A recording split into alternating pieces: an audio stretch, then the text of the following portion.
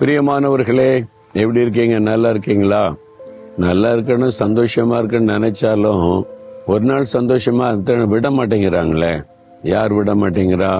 சுத்தில இருக்கிறவங்க தான் நமக்கு ஏதாவது பண்ணிக்கிட்டே இருக்காங்க, டிஸ்டர்ப் பண்ணிக்கிட்டே இருக்கிறாங்க. வீட்டுக்குள்ளேயும் சரி, வெளியிலேயும் சரி, நம்ம படிக்கிற இடத்துல, வேலை செய்யற இடத்துல, ஊழி செய்யற இடத்துல ஏதாவது காரணம் இல்லாத பிரச்சனை வந்துகிட்டே இருக்கு. யாரால வருது? சில சமயம் நம்ம தெரிஞ்சவங்க, பழகினவங்க, நன்மை பெற்றவங்களே அப்படி பண்ணிடுறாங்க. அது நம்ம ரொம்ப பாதிக்குது அப்படின்னு சிலர் மேல கோவமா வருது, எரிச்சலா வருது. ஏதாவது பண்ணிடணும்னு தோணுது, அப்படியெல்லாம் வருது இல்ல. அதான் வாழ்க்கை. இந்த மாதிரி பாதையில நம்ம நடந்து போகும்போது நம்ம என்ன செய்யணும் அப்படின்னு ஆண்டவர் சொல்றார். என்ன செய்யணுமா? ரோமர் 12:21 ஆண்டவருடைய வார்த்தை சொல்லுகிறாரு, நீ தீமையினாலே வெல்லப்படாமல் தீமையை நன்மையினாலே வெல்லு. நீ ஜெயிக்கணும், இந்த பிரச்சனையில ஜெயிக்கணும். உனக்கு தீமை செய்யறாங்கல்ல, பதில் தீமை செய்யணும்னு நினைக்கிற தோணுதில்ல, பழி வாங்கிடணும், அவங்களுக்கு அப்படி நடந்துடணும், பல்லு கடிக்கிறாங்க இல்ல, அப்படி இல்ல. நீ அவளை நன்மை செய்து அதை ஜெயிக்கணும். தீமை செய்த மக்களுக்கு நன்மை செய்யறதா? அதுதான் இயேசு கற்றுக் கொடுத்த ஒரு காரியம். தீமை செய்யறவங்களுக்கு நன்மை செய்யுங்க. இயேசு ஒரு குற்றமும் செய்யல, ஜனங்களுக்கு நன்மை செய்தார். அவரை பிடிக்கிறதுக்கு கத்திகளோட, பட்டயத்தோட, கம்போட, கெச்சமனை தோட்டத்துக்குள்ள வர்றாங்க.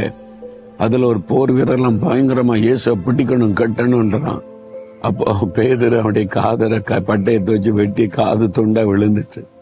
துள்ளுனா குதிச்சான், காது துண்டா விழுந்துட்டா அவ்வளவுதான். வலியில துடிக்கிறா, ரத்தம் வருது. இயேசு அந்த காதை எடுத்து அதை வச்சு ஒட்ட விட்டு, அதான் இயேசு செய்த பெரிய அற்புதம். காதை ஒட்ட வச்சுட்டாரு, ரத்தம் எல்லாம் நின்றுட்டு, காயம் போயிட்டு, இழந்து போன காது திரும்ப வந்துட்டு, அவருக்கு தீமை செய்ய வந்தேன், அவர் எனக்கு நன்மை செய்துட்டார். இப்ப அந்த மனிதனுடைய மனநிலைமை எப்படி இருக்கும்? இயேசுவை கரெஸ்ட் பண்ணணும், அடிக்கணும், கொல்லணும்ன்றவன் எப்படி இயேசுவை பின்பற்றி அப்படியே போயிருப்பான்னு யோசித்து பாருங்க. அதுதான் இயேசு நம்ம கற்றுக் கொடுக்கிற பாடம். ஒரு சமயம் பாருங்க, ஒரு பொய்யான குற்றச்சாட்டை சொல்லி, என்னை பற்றி ஒரு தவறான காரியத்தை சொல்லி, நான் ஏமாத்திட்டேன், வஞ்சித்தேன்னு சொல்லி ஒரு பெரிய கூட்டத்தை ஒருத்தர் கூட்டிட்டு வந்துட்டார் வழக்கு பேசுறதுக்கு.